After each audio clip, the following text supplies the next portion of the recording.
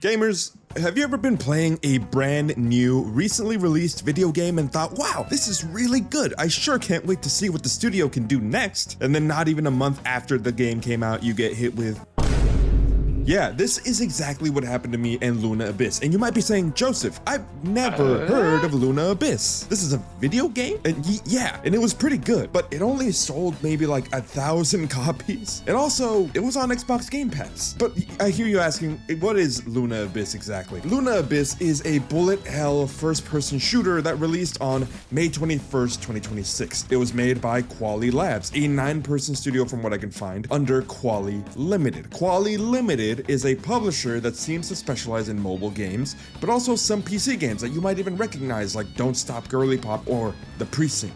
So for all intents and purposes, yes, Luna Abyss was an indie game. It was made by a small team under a pretty indie type of publisher. And yet again, the studio that made this game was shut down, and the news of this came out this morning, Wednesday, June 17th. And as I was in the process of reviewing Luna Abyss with the key provided to me by Quali Limited, and no, I was not paid for this video and my opinions are entirely my own, I have to say that Luna Abyss was, and still is, a pretty dang good game. I'm a big fan of the Doom games and Returnal, two games that Luna Abyss reminds me of strongly. And I can say that for $30, Luna Abyss was proving itself with my time as a great game and a quality shooter with these kind of inspirations in mind. It was almost a fresh take on the genre despite these clear inspirations. Enemy and environment variety, as well as gunplay and graphical fidelity, were all things that I could praise this game on. It even had some pretty good lore drops in the form of tablets scattered throughout the world that might appeal to some of you Souls-like players, along with this sort of eldritch horror stuff going. It was a legitimately interesting game about a prisoner on a strange lunar colony working through these weird missions to try to reduce her sentence. And it even had this sort of outbreak thing going on where these monsters were people of the world that were in it before. It was kind of really just interesting for not even just a game, but for a studio's first game, that they were pretty good at all of these things at once. And still, it's not the best game of 2026. It's not even close to being one of the best shooters of all time. But for a game made by 9 people, I would not hesitate to say that this is probably going to be a cult classic now, in the same vein as Lollipop Chainsaw maybe, where this game massively underperformed financially, but is very good in everything that it's going to do. It even gets 8s and 9s on critical reviews. Now, there's a few reasons that this game probably failed, and I want to go over some of them, but let me start out with one of the dumbest ones that I'm even seeing on the game's Twitter and social medias. I'm of course going to be talking about the issue with woke, and I know I'm not that kind of channel, but there are some people, quote unquote people, out on the internet saying that the game failed because it was quote unquote woke. And hell, one of the more popular videos on this game is from one of those Slav channels where all they do is spit cold takes bandwagon on the hate campaigns and use AI generated thumbnails. But in my humble experience, I come to find that fortunately the quote anti-woke unquote mob never really makes an impact on how a game sells. In fact, I reckon that putting a spotlight on a game for having a non-binary protagonist or other quote woke ideas is going to at worst reach the feedback loop of chuds that were already not going to play the game for lack of having heard of it, and at best it's going to put it on the cultural conversation where some woke gamers who are more open to these sorts of things look into the game out of genuine interest. I mean, even if God of War Loudface sells less copies than the games where you play as Kratos, it won't only be because of keyboard warriors and engagement accounts run by AI. It'll probably be because of many other factors like a crowded release calendar, market conditions where people are buying less, having a new protagonist in general that people don't feel attached to. This probably would have even happened if you played as Atreus instead, and being in a new realm, reduced numbers from Sony's new approach to console exclusivity. There are just too many factors to blame the core failing of a game on woke and DEI. I don't really believe in this, and I don't think that you should put too much weight on it either. And now that we put that stupid conversation to bed, this brings me to what I would consider the biggest failing of Luna Abyss, and that being marketing, or lack thereof. The only reason I heard of Luna Abyss myself was because of Keymailer, one of the websites that I use as a content creator to look for cool new games that I might want to talk about. Even then, I now join a sizable feed of people who are talking about the game, even if a little late. But the problem with creators as your main source of marketing is that, well, we're content creators. We're our Costco, guys. Some of us will take the chance to platform a smaller game if we think it looks interesting, but bigger creators usually have a reputation to uphold. They may only show you the very best games, or the games that they can genuinely be passionate about and make a case for, and a new indie game from a new studio that's just kinda okay with no other reputation, targeting a niche group of people, it doesn't make for great content, you gotta admit. Because the other issue is that if no one knows your game, no one knows to search for your game, which is how smaller channels and videos tend to get overlooked on YouTube. Hell, this video wouldn't do well because I'm a small channel talking about a small game that seems to have only gotten a player count in the 4 digits, but I'm making this video anyway because I think that there's something interesting to talk about here in the sense of why did this game fail from a marketing perspective. Now,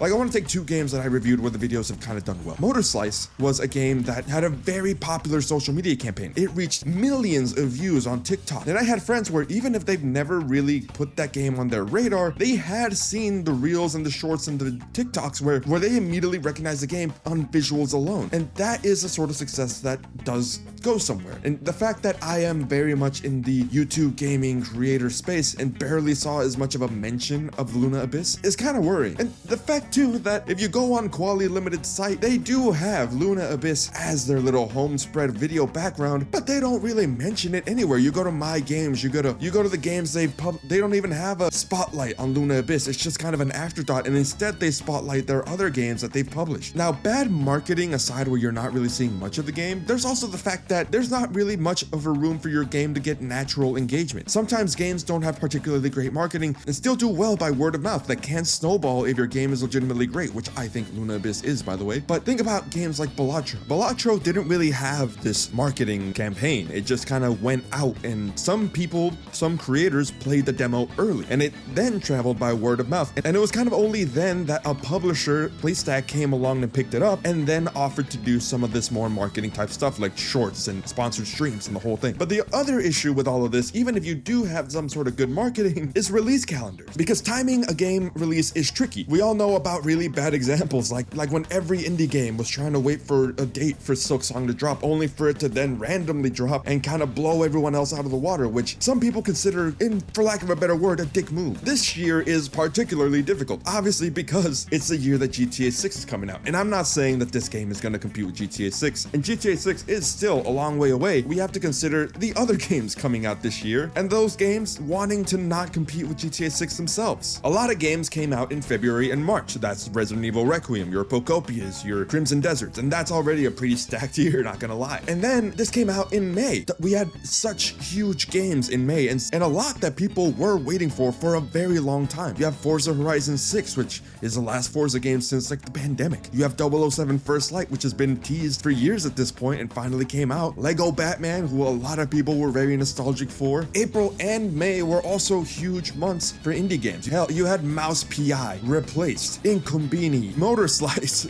Zero Parades. There were so many games, indie games even, just coming out last month that it's really hard for a game with no marketing to travel by word of mouth at all. Now, this video is kind of a mess because as it stands, there's very little facts about what exactly made Quali Limited shut down Quali Labs. It's unclear if the game just wasn't successful. This post from LinkedIn does say that it was basically factors outside of their control, which yeah, in a way it is now that the game didn't have the right marketing and now that the game is just kind of a flop. But is it really outside of your control to keep the developers on board and acknowledge your personal failures? I mean, you're a publisher. How did you not do better as a publisher? They've done pretty decent at publishing other games from what I hear, because I have heard of Don't Stop Girly Pop. I have heard of The Precinct. So what exactly went wrong here? I'm not a conspiracy theorist, but sometimes, you know, companies do give teams the short end of the stick because they want the game to fail and they do want people gone. And it's just kind of a really messed up industry when that kind of stuff happens. But again, we're not speculating, we're not conspiracy theorizing. I just want to say that this is unfortunate. And for a game like Luna Abyss that had so much potential to find the audience, to find people that it could genuinely love it and uphold it and sponsor it in some sort of way, is a shame. It's gonna go down in my memory as a game that I really enjoyed and that not a lot of people played and not a lot of people will play. And I'm not saying that you should go out and buy it. That's not what this video is. I just want to spotlight a game that flopped and I don't really think it deserved to. And it's a shame that this is now probably happening to so many other games like it. There are so many games coming out because games are easier to make than ever, and it's easier now than ever to have a game flop because there's just so much quantity and at a pretty good base level quality now that it really is the smallest things that can make or break your game. Now again, this video isn't just to talk about why this game failed. I do think that this is a game that you should play, and especially maybe now wait for a sale, because it's hard to recommend a game for $30, especially when the people that worked so hard to make it are no longer going to get any of that money. They are gone. They are laid off. They are looking elsewhere. And despite this, the game is now probably going to go to Wally, the people that funded it. And yes, that makes sense if you want to support that part of the business, but it's not really going to make sense if you care about the developers. And it sucks because overall, I was going to lean towards recommending this game for the $30 price tag, even if recommending it playing it on Game Pass. Now, there's a few caveats to this. First of all, Luna Abyss does have a demo. It's a pretty good demo. It shows you the first level of the game, pretty much gets the point across. And granted, that first level and the demo doesn't really do the best job at selling the game. It's kind of a slow start compared to how the rest of the game picks up. But I do think that if you like that level, you will like the rest of the game. And second, again, you could wait for a sale or play it on Game Pass. On Game Pass, it's already basically free. The game's already paid for in that sense when you buy a membership. And there are plenty of other good Game Pass games to play as well. Because if you want to play Luna Abyss, if this game absolutely looks on your radar, but you're not really thinking of supporting the publisher that just laid everybody off, then yeah, that's one avenue to go play it, and they're not going to really make money off of that in the long. Now, waiting for a sale, what's a good price to wait? If you ask me, I think that Luna Abyss is a solid game to play for $20. The full price of $30 no longer feels like a good recommendation, and $15 is definitely a go buy this game and check it out type of price. But let me know, did you somehow end up playing Luna Abyss? Are you gonna pick it up now? If you play this game, how are you going to play it? All methods are welcome. Because of the fact that I did get a key for this game, I do have to make a video, and this is a video that you get. It's not the best video because it wasn't treated the best as a game. So sorry to you guys for watching this video if it feels a little scrambled and messy, because yeah, that's what this whole situation is. But I do have two other games that I need to cover, and those are definitely way more inspiring and are showing more promise, but keep an eye out for those videos. Until then, my condolences go out to the employees at Quality Labs, and I really hope that we get to find out more about what happened and why exactly the studio got shuttered and let go. So thanks gamers, see you later, cheers, have a good one, bye.